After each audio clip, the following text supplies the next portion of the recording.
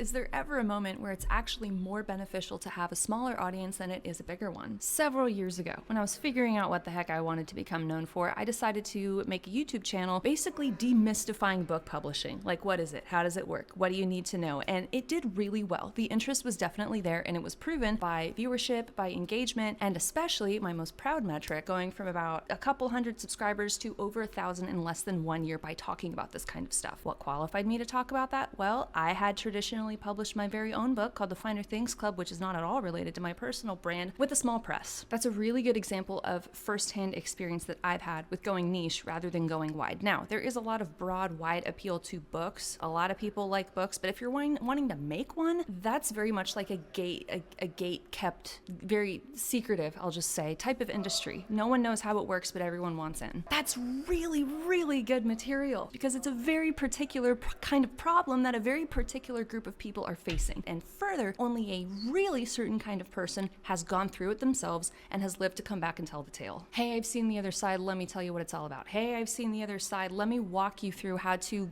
get to that side yourself. Now let's switch over to talk more about like mass media type of stuff. This is very, very broad appeal. It's very much a volume game. But let's say you're someone with, to make things easy, a following of 1 million, let's say, on Instagram. I'm going on tour for this thing, get your tickets, I'll be hitting these cities, see you there. What percentage of that wide audience do you think is actually going to go online and click the big red button that says buy? If you have 1 million followers and I don't know, 10,000 of them buy tickets. That's a 1% conversion rate. 1%. That sounds really low. But let's say if 10,000 of those people bought a, let's say, I don't know, $200 ticket, that's $2 million in revenue.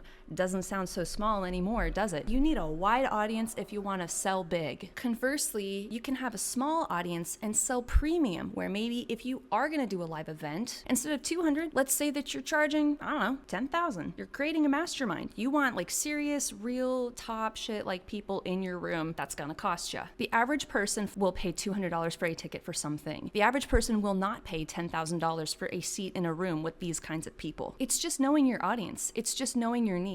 What do you like to talk about? What do people like to hear? And what can you make money doing? And I'm going to take this a step further and say, how intact do you want to keep your reputation? Because there are plenty of sellouts out there. I will pay you $500,000 if you promote the shit out of this lipstick. A lot of people would become sellouts for that. Yeah, you're going to make a lot of money, but over time, you're going to lose your audience and your reputation is gradually going to crumble. We want that. We want to be good people at the end of the day and also happen to make money at the same time.